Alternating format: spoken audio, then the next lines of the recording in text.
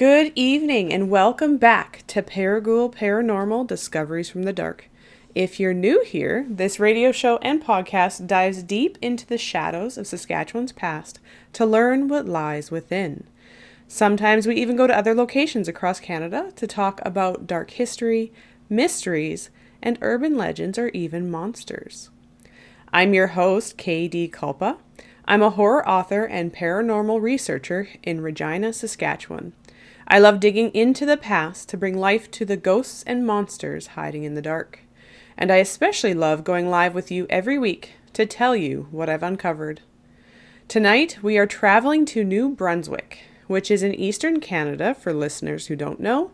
And apparently there's a river there called the Dungarvon River, which has an interesting legend, or ghost story at least, that I haven't heard before. So settle in as I take you back to the late 19th century in the deep forests of New Brunswick.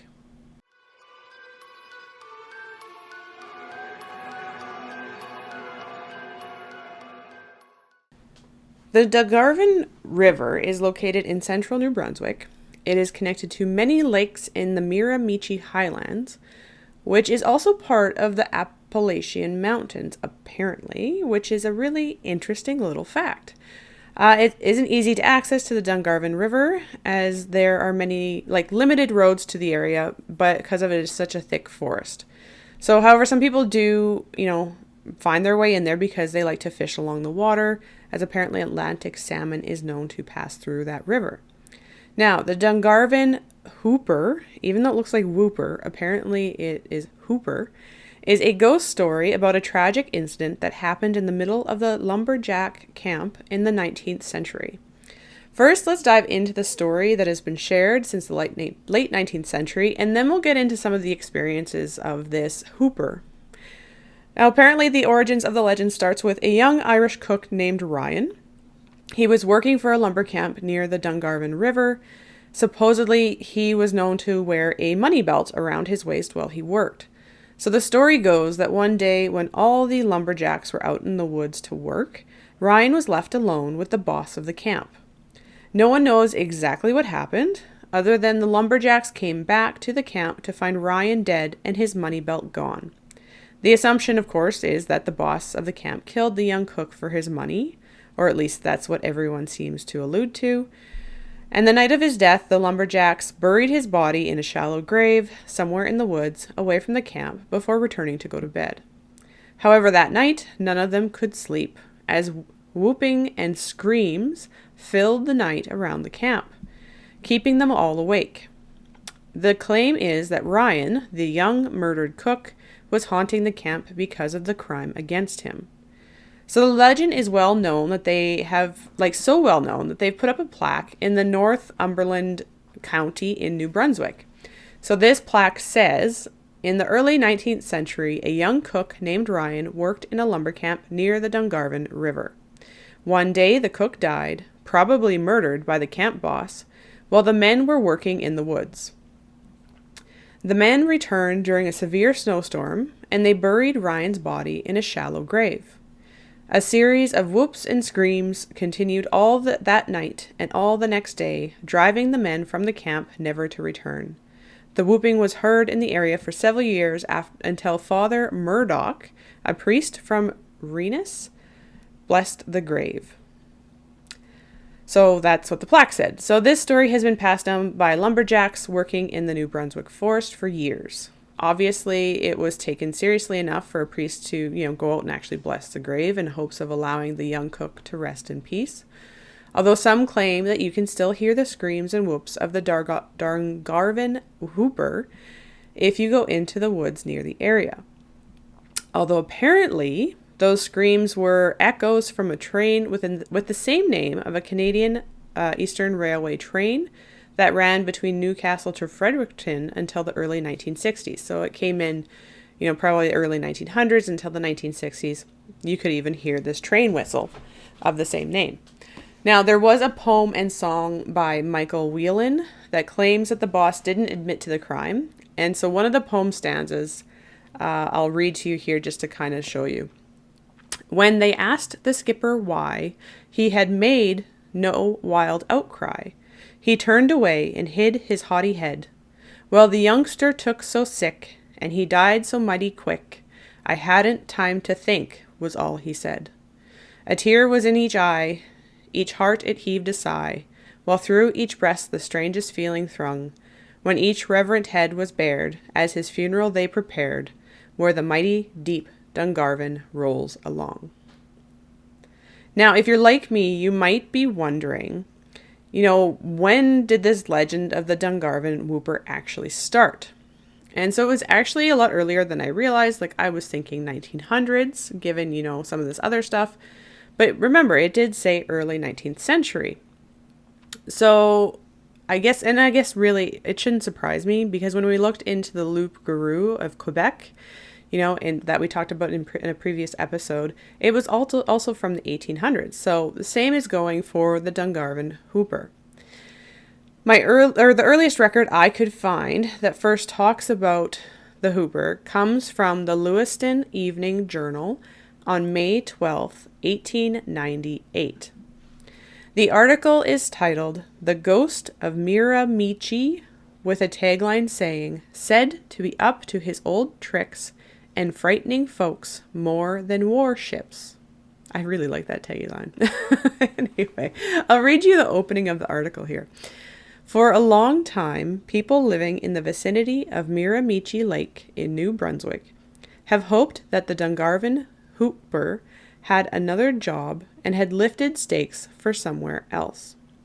But he hasn't, says a Western paper, and to all appearances the uncanny spirit has come back with a fresh lot of mad pranks to raise the hair of the solitary teamster and lumberman. No one has ever seen the Dungarvon Whooper because he isn't that sort of a ghost. Simply described, he is merely a presence, and while his acts are plainly and painfully visible, his personality is nothingness. The article goes on to say that no one knows exactly when the Dungarvon Whooper started, but that he had been around for the early settlers in the area. They thought he had left, as the people living in the area and the lumbermen that were working hadn't heard from him for a year, but now he was back, apparently. I actually laughed out loud at this next section in the article, so I'll read it for you. Okay, this is what it says. In structure, the Dungarvon Whooper is principally a loud yell. After that, only his acts remain, and they are almost anything. His latest manifestation appears to be eating boiling hot potatoes from the lumbermen's midday luncheons, whooping merrily the while. So our ghost likes eating potatoes? Okay, I'll read you the personal account of the Whooper that was included in the article, which explains this whole potato eating thing a little bit more. Forshay's, which is the person that had this experience. So Forshay's experience was characteristic. He was coming in from a camp on the upper Dungarvon and had stopped for the midday meal.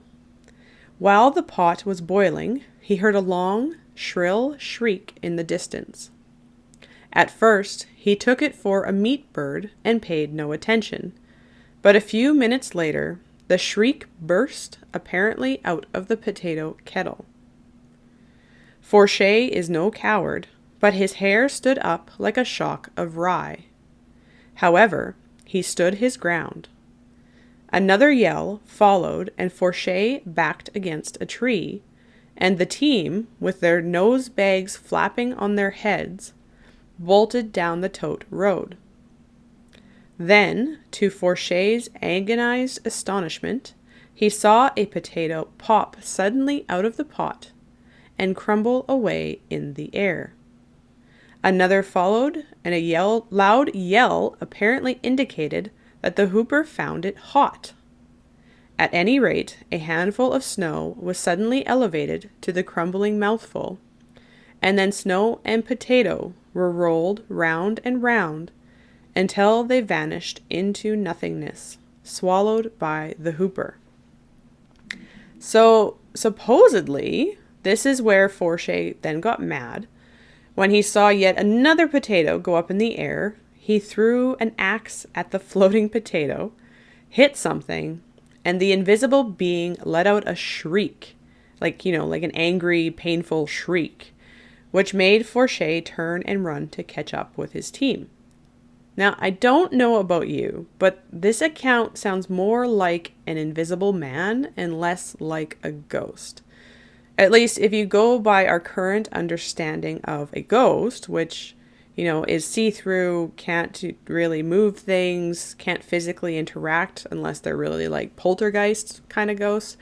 It's surprising that a ghost would be hurt by boiling potatoes, that they would eat said potatoes, or that they would get hurt by getting hit with an axe. So I couldn't find the original newspaper clipping that this article refers to in time for the show, but I may go digging further as I'd love to see, what was in the first written account of this supposed ghostly experience. However, I did find another newspaper article that was from May 1st, 1900, so, a little bit later in the future, and this is in the Yukon Sun. Again, in this case, they're referring to a New Brunswick telling that was written by a correspondent for the New York Journal. This article is simply titled The Dungarvon Whooper, with the tagline, "A New Brunswick Bogey Again on the Rounds." Apparently, the Whooper had taken a break again from bothering the lumbermen and camps in the area, as this article says it had been a few years. So I guess since, we got the last account in the last article. The Whooper had taken a break, wasn't bothering anyone. And again, in this new article, there was no one, that could say what the Whooper is exactly, because it has no form, but that it's a menace. In this case, Henry Louis Arthurette, one of the few woodsmen said to encounter the Whooper and live to tell the tale, had a run-in with him, or maybe I should say it instead, as a better term, on November 12th, the year before. So, and this article actually has some other interesting little tidbits about the Whooper, which I found interesting, so we'll get into that. But first, I thought I'd read you just the first clip from the article itself, which kind of talks about Henry's experience. So Henry was traveling in between camps, and he was doing it at night. He had to go to one camp to pick up something and then take it back to another camp, and then he had to go back to his own camp. So a lot of walking around in the night with a lantern is essentially, kind of what I got from this.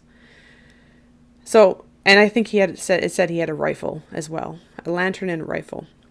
So here's what the article says about his actual experience. So this is after he's already been to the one camp and dropped everything off, and now he's starting to head back to his own camp to go to bed for the night. Following the directions, he soon came across what he considered to be a fresh trail of the snow snake, although subsequent developments seemed to indicate that it was the mark of the Whooper. After building his trap, he stopped to light his pipe, and this moment his lantern went out. In the chilling cold, the lamp had frozen, and despite all his efforts, he could not relight it. In the midst of this effort, a terrifying scream broke upon the night. Louis started back in affright. At the first cry, he thought it must be the howl of a swamp sorghum. But when the scream was repeated, he at once recognized that it was the Dungarvon Whooper. Trembling with fright, he plunged through the forest, the yells following in his trail. The Whooper pursued Louis for nearly a mile. Twice he saw the thing, or thought he saw it, and with great presence of mind, shrieked at the creature a text from Holy Writ. There's some things in here. I love reading these old newspapers from the 1800s, early 1900s, because I don't understand some of the things they're talking about. Like, I don't know what a snow snake is.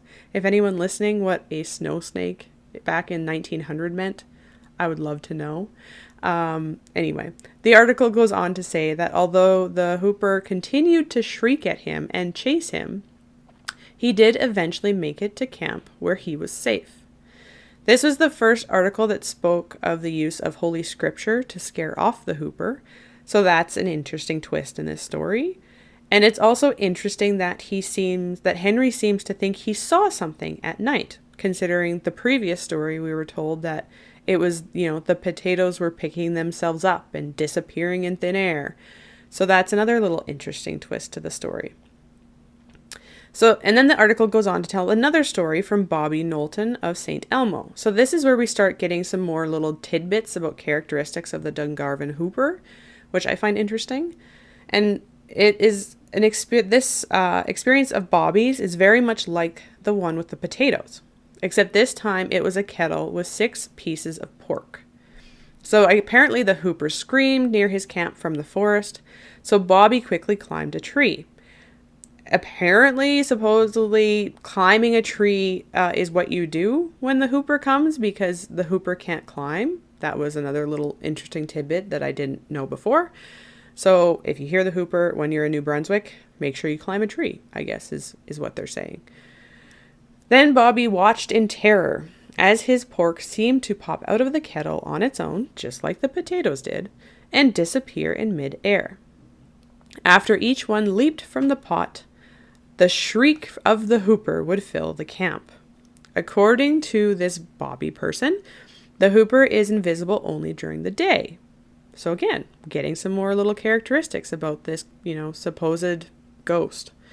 The claim goes that it cannot be seen in daylight, but its form can be potentially seen at night, which would explain why Henry says he might have seen something, whereas Bobby and the previous person in the other article said they couldn't see anything. So I don't know about you, but now I'm starting to wonder, instead of invisible man, are we dealing with like a weird disappearing werewolf scenario? Or I don't know. It's odd, right? Or maybe vampire, because vampires don't like daylight, right? But then why would it be eating potatoes? It's a wacky story. I'm loving this. So the article even has a third account of a similar experience again, this time by a man named Charlie Creeman, who also, again, climbed a tree because he heard that the Whooper can't climb trees. And so when he heard the shriek coming from the woods around him, he climbed the tree.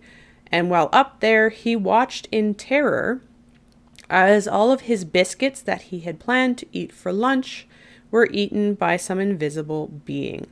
So again, it's this whole, watching their lunch crumble and disappear in front of them, even though they can't see who it is that's eating the meal. Now, there is a claim that the Dungarvon Whooper legend was actually solved. And it doesn't go along with this idea that a priest blessed a grave and stopped a haunting of, a lumberjack camp cook that was murdered. And I guess this was documented in a Forest and Stream Volume 45, which was published by the Forest and Stream Publishing Company in 1895. So the article of this particular one is called The Lost Man, although it was summarized by another person. I think I'll have the link somewhere, but it's summarized by somebody else. So I kind of went by the summary instead of trying to read through all of The Lost Man because it's a little long, but I will look into it again more after the show. And this account is older than the other 2 articles. Like I said, the other 2 articles were 1898 and 1900. This particular one was published in 1895. So it does kind of make you wonder whether this was actually a solved case, or if this was just, two reporters that were simply trying to get in on the action that was or action and publicity rather, that was being generated for those talking about the Dungarvon Whooper. So you can, I don't know, take it with a grain of salt, I guess. I guess all of this you have to though, right? It's a supernatural, unknown kind of experience. Anyway, according to the couple of reporters back in 1895, they think they may have found out who the actual Dungarvon Whooper was. And he wasn't a ghost like the legend claims. Now, according to this article that I found, this person that summarized this, the claim goes that Frank Ristine a political reporter for New Brunswick, had convinced an American reporter named Frederick Erland to go fishing on the Miramichi. Apparently, Frank wanted to be, an amateur tourism promoter, and Frederick had agreed to write a piece about the fishing trip so that Frank could get some publicity around it. When the two of them were out in the forest near the Dungarvon River, they heard the typical screams and whoops that is told as part of the ghost story. Of course, this led them to believe that the Whooper was coming toward them. But they had found a dilapidated cabin. They were going to hunker down for the night, go to sleep, and, try to get some sleep before getting up in the morning to continue on. And I think, again, it was cold at night, so they started a fire in this dilapidated cabin that they had used. And apparently they got woken in the middle of the night to the screams and the whoops coming from the forest. And Frank looked up and saw a dark silhouette in the open doorway of the cabin. So he quickly lit a candle, only to find an old man in tattered rags in the doorway carrying a rusty old axe. I don't know about you, but if I saw that, standing at some cabin in the middle of the woods after hearing screams and cries from the forest, I can't say I would do what they did next. I don't know. Apparently, they didn't think this old man seemed to be threatening, even though he was carrying a rusty old axe, because they didn't do anything. They let the old man walk in past the two reporters that were, laying in their beds or whatever they were using to sleep on, and went to their dying fire to warm his hands. Now, I guess at this point, Frederick decided, hey, I'm going to take this opportunity to interview this old man and find out who he is and what he was doing in the middle of the forest in the middle of the night. Supposedly, the old man was hard to understand, but eventually Frederick came to the assumption that this lost man was actually the cause of the Dungarvon Whooper legend. Now, according to this article that I read, the idea that they came up with is that this lost man was going around and stealing food and doing these cries in the middle of the night to try and clear camps so that he could steal their food. And he was actually a veteran of the American Civil War, which had ended in the area in 1865. So he had been there for 30 years, 30 years living in the forest and stealing from camps and doing stuff like that. But who knows? I probably could have continued digging into other accounts of the Whooper, and maybe that would have gone further, into the 1900s, more recently, which would make it hard for a man that was already kind of elderly in 1895 to still be around causing havoc to people's camps in the middle of the forest. Not to mention his supposed ability to, be invisible during the day. I'm really curious about how that could work, how a American Civil War veteran can make himself invisible during the day so he can eat other people's foods. I don't know. I'd love to know what you think. I found this legend fascinating to dig into, and now I really want to make a trip out to New Brunswick to see if there are any more recent accounts related to the Dungarvon Whooper and see that plaque for myself, that I talked about in the beginning of the episode. Apparently there have been strange photographs taken in the forest, but I haven't found them yet. I might have to spend a few weeks digging deeper into this legend and putting everything up in my Patreon because I found this topic really fascinating. To me, it sounds less like a ghost story and more like a supernatural creature that can become invisible during the day. Either way, I think it's fascinating. But what do you think? What do you think it is? Do you think it's, this old man and maybe the legend stops when he passed away? Or maybe it's just people having fun? I don't know. Thank you for joining us tonight. Did you know I also have a weekly newsletter that includes a link to the latest episode of ParaGhoul Paranormal? Subscribers also receive updates about upcoming events, behind-the-scenes information, and subscriber-only updates related to upcoming book releases when I'm releasing books, book signings, and more. If you're interested, head over to my website at kdkulpa.com to sign up. It is free. And if you'd like to support the show and the potential on-location adventures, you can find me on most social media platforms under KDKULPA. or I also have platforms for ParaGhoul Paranormal itself. And I also have a Patreon for those that want even more behind the scenes information, extra content like my research articles that I do for this episode. And, if I do more digging in behind it, then I put the pictures and the stuff that I put up on my Patreon for those that are members. And there's also a chance to join a live Q&A with me each month, as well as I'm adding full video access to any of our interviews with guests on the show, because I do have the videos, so I've been putting those into the Patreon membership area, as well as weekly live chats with me, which I'm now calling the Weekly Shadow Lounge.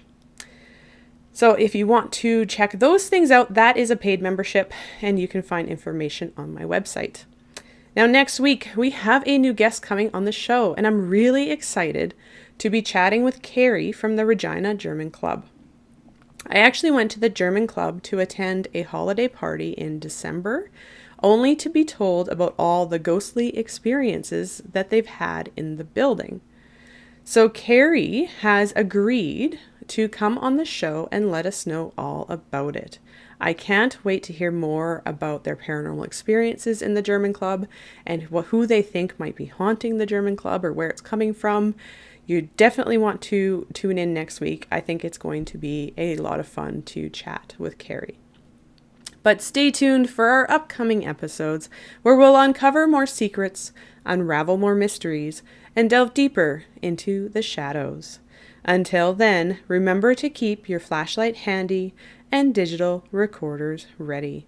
This is Katie Kulpa signing off. Until next time, my ghouls.